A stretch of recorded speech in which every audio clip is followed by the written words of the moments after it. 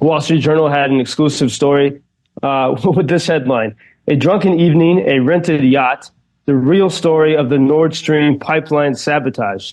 Before we continue, we invite you to follow our channel, the only American show reporting live from Ukraine every day. Ukraine continues their push on with major cross-border advances into Russia's Kursk region for the second week. And they say they have taken more ground and captured more Russian prisoners and destroyed a bomber in attacks on military airfields. Let's go to Ukraine for the latest from Joseph Lindsley. Joe, I was thinking about these prisoners that have been captured there. Do you think that could be part of a future swap or maybe even part of a peace deal there? Bob, good afternoon from Kyiv. Certainly, there's hope that this could be part of a swap. In fact, Ukrainian officials have explicitly expressed their hope for this, and now they have banked quite a number of Russian prisoners, including there was a capture of 100 Russians surrendered to Ukrainians en masse. 100. That's the biggest single surrender on either side in these past 2.5 years. So a huge number. And it's actually causing some logistical problems for Ukrainians to find places to put these guys. So this is, we're seeing multiple cases of Russians surrendering there, and Ukrainians have explicitly said, yes, they hope this will, encourage Russia to have another prisoner swap. But when it comes to the bigger question of, of victory and peace and negotiating, I think that, that's more of a higher stakes thing. It's about who has the upper hand. And I think as we look at what Ukrainians are doing in Kursk, they are continuing to advance. And, it's been fairly easy. It's not, it's still difficult, and Ukrainian soldiers have been killed, but it's been fairly easy. And Ukrainians are also building fortifications, so to sort of entrench the ground that they have gained. They are getting closer to that Russian nuclear power plant. And, there's some sort of just chatter at this point. But if Ukrainians were able to take that Russian nuclear power plant, well, maybe then they try to say, hey, why don't we swap? Why don't you give us back our nuclear power plant way down in the south in Zaporizhia? But that's still just speculation. And I think, as I said yesterday, a lot of people Ukrainians are closely paying attention to see if Russia will try to, what is Russia going to try to do? Especially, if Ukraine continues to have this success on Russian soil, how is Russia going to respond? We've seen a few attempts at Russia trying to, change the narrative. A few days ago with the fire at the Russian-controlled nuclear power plant down in Zaporizhia, that turned out to be a non-story. It was not a fire that threatened anything, and people, even the press, sort of dismissed it. And so we see these different attempts to change the narrative. And I think we have the newest and latest one today. Wall Street Journal had an exclusive story with this headline: "A drunken evening, a rented yacht, the real story of the Nord Stream pipeline sabotage." And we have this developing information from Germany that German prosecutors are accusing Ukrainians of having blown up the Nord Stream pipeline from Russia to Germany in September of 2022. And so according to the story, it was a group of Ukrainians were drinking in 2022 in September and said, hey, let's get together and blow up the pipeline, in the Baltic Sea. And they got a diving coach, and they went to Sweden, and then from there they rented a yacht. Allegedly, and then blew up the pipeline. But it's extremely interesting. We still don't know, how much of this is true, and there's a lot of information swirling around. But I find it extremely interesting that this story, this happened in 2022. That right now, this week is a week that story is released.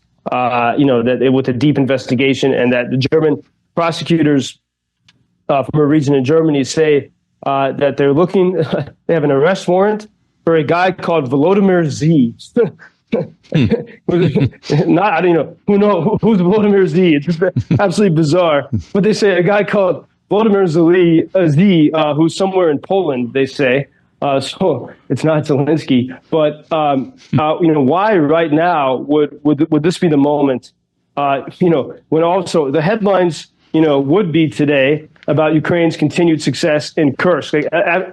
About the headlines probably would be about 100 Russian prisoners surrendering very easily to the Ukrainians, but instead it's about Ukrainians, attacking this pipeline. And so maybe this is, yet another, Russian sort of attempt at narrative control. And so this is, one thing we're watching. According to the story, Zelensky was in favor of blowing up the pipeline, but the CIA told him, no, you can't do it. And so he tried to stop it. But then General Zaluzhny, who was then the commander-in-chief, allegedly said, we're going to go ahead and do it anyway. But again, we don't know what the real information is here. And some background on the pipeline. When Trump was president in 2019, Trump put sanctions on anyone who was involved in creating this pipeline between Russia and Germany.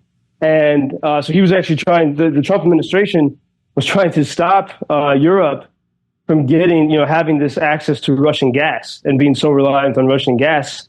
And this really angered Germany. Angela Merkel was then the chancellor. And they were furious at the Trump administration because they wanted this source of gas, a source of revenue.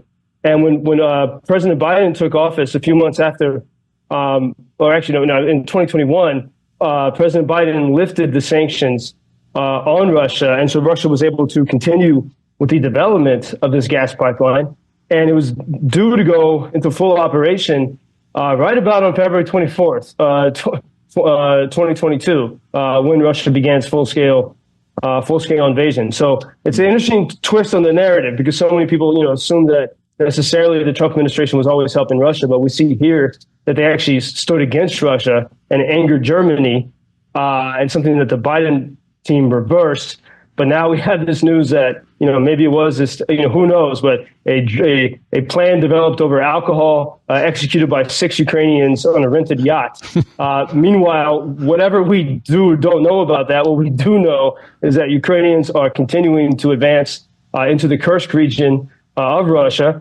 Russia, meanwhile, the attacks in Donbass in the east of Ukraine are still intense. It seems that there's been a bit of an increase in intensity in the Russian bombardment of those villages and towns in Donbass, and the Russians are still making progress on the ground. In fact, they just took a little part of a village called New York, actually, New York, Ukraine. It was created in the 1800s. It was an American investor who came here to mine in Ukraine, and he named it after New York. But they are making some progress. But we're hearing reports from Ukrainian soldiers that as difficult as it is in Donbass, the news of what's happening in Kursk is giving them a great morale boost. And I suspect even in some quiet way, even if it was 6 drunk Ukrainians who blew up the Nord Stream, that would give people a boost too. That's not a bad story. Yeah, right.